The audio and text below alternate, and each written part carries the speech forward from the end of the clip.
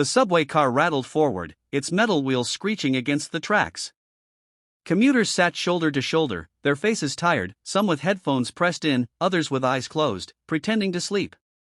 The air was thick with impatience, the kind that clung to late evenings and long rides. Suddenly, a sharp cry pierced through the dull hum of the train. Heads turned, then quickly shifted away as if ignoring it would make the sound disappear. A baby squirmed restlessly in her mother's arms, her little fists clenching tight, her face red with distress. The young woman holding her looked out of place in the worn-down car. Her beige blazer was perfectly tailored, her jewelry catching the dim subway lights, but her composure was breaking. She bounced the infant gently, whispered soothing words, tried patting her back, but nothing worked. The wails only grew louder, bouncing off the metal walls of the train. Passengers sighed, some covering their ears, others frowning in irritation. The mother's breathing quickened, panic showing in her eyes. She glanced around, but no one moved to help. In that moment, her wealth, her elegance, her polished appearance, all of it seemed useless against the helplessness of a crying child. Across the aisle, a man sat quietly, his posture weary but his eyes alert. His shirt was faded from too many washes, his jeans frayed at the knees, and his work boots carried the dust of long shifts. On his lap rested an old metal lunchbox, the kind that had seen years of use, now nearly empty except for a crust of bread and a bottle of milk.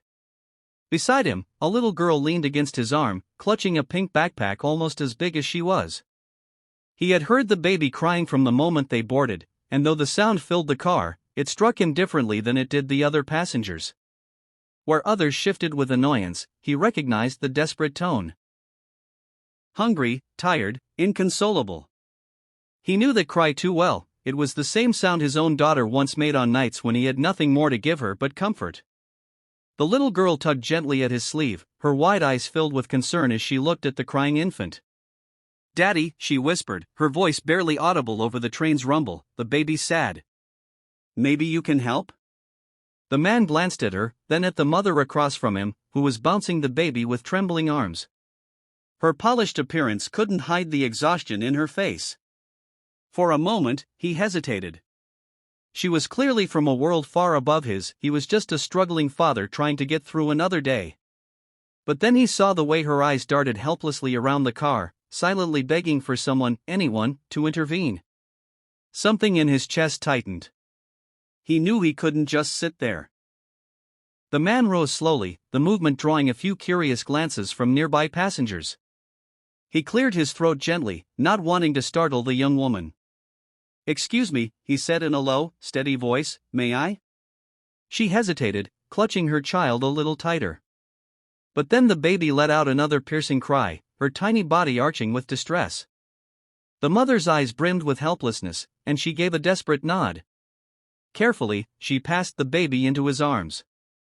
The moment the infant rested against his chest, he shifted her with the ease of someone who had done this countless times before. He held her securely, one hand cradling her head, the other rubbing her back in slow, rhythmic circles. He began humming, soft, tuneless, but warm and steady. The subway noise faded beneath the gentle vibration of his voice. The baby's cries began to falter, breaking into softer whimpers. Her tiny fists loosened, clutching at his worn shirt as though she could feel the safety in his heartbeat. Passengers who had rolled their eyes moments before now leaned in slightly, watching in quiet disbelief. Then, as the baby's cries shifted to small hiccups, the man opened his lunchbox. Inside was a single piece of bread, rough at the edges, and the small bottle of milk he always carried for his daughter. He tore off a piece of the bread and soaked it carefully in the milk, making a soft mash. Gently, he pressed it to the infant's lips. The baby accepted it hungrily, her fussing replaced by the quiet smacking of tiny lips. A hush fell over the subway car, as though the entire crowd collectively exhaled. The infant nestled closer against him, finally soothed.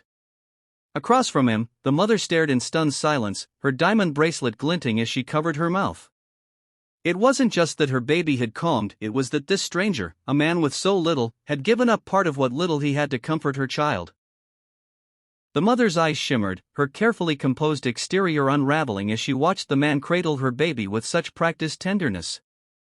For years she had surrounded herself with nannies, nurses, and experts who knew how to manage every small crisis. Yet here, in the rattling belly of a subway car, it wasn't her wealth or resources that quieted her daughter, it was the steady hands of a stranger who had nothing to give but love and sacrifice. She noticed the details she had overlooked before, the frayed edges of his shirt cuffs, the scuffed leather of his boots, the way his daughter leaned on the seat beside him, quietly watching her father with trust and admiration. The milk bottle he had shared wasn't fresh from a cafe or a store, it was the same bottle meant for his little girl. The piece of bread had been his last food, tucked carefully away for when hunger would come later. And yet he hadn't hesitated to give it up for her child. Her throat tightened as she whispered, barely audible, "You gave her your daughter's food?" The man glanced down at the baby, who now sucked peacefully at her tiny fingers, her tears drying on his shirt. His expression was calm, almost tired, but there was a gentle smile tugging at his lips. "Babies don't understand rich or poor," he said softly. "They only understand when someone cares enough not to let them suffer." The words struck her harder than she expected. Around them, the subway car was still hushed. Some passengers had turned away, embarrassed by their earlier annoyance, while others couldn't stop watching, their faces softened by the quiet scene before them. The mother felt something stir inside her, a mix of shame and gratitude, but also a sparkle when the subway screeched to a halt at the next station. The baby stirred in the man's arms but did not cry again. He gently handed her back, his calloused hands brushing against the woman's manicured fingers. She clutched her child tightly, almost as if she feared the peace would shatter the moment she let go. For a long moment, she didn't speak. Then, fumbling through her sleek handbag, she pulled out a crisp white card embossed with gold lettering. Holding it out with trembling fingers, she said, "Please, come see me tomorrow. I need to thank you properly." The man looked at the card but did not take it right away. He shifted his gaze to his little girl, whose wide eyes searched his face, silently urging him to accept. At last, he slipped the card into his pocket, offering only a quiet nod. He didn't press for details, didn't ask who she was, he was too tired, too used to life's fleeting encounters. The train doors opened, and he stepped out with his daughter, disappearing into the crowd like any other working man at the end of a long day. It wasn't until the next afternoon that curiosity nudged him to follow the address on the card. He expected perhaps an office building, maybe even a store. But as he craned his neck upward, he froze. Before him towered a glass and steel skyscraper, its name gleaming on the side in bold letters, the same name etched on the card now crumpled in his hand.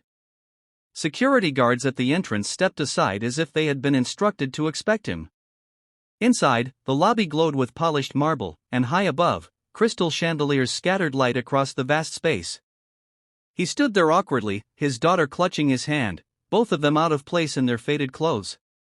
Then she appeared, the woman from the subway, no longer flustered but radiant with poise. Yet her smile, soft and genuine, belonged not to the heiress she was, but to the grateful mother whose child he had saved. "You gave me more than you know yesterday," she said, kneeling so her eyes met his daughter's. "Now, it's my turn." The man's throat tightened.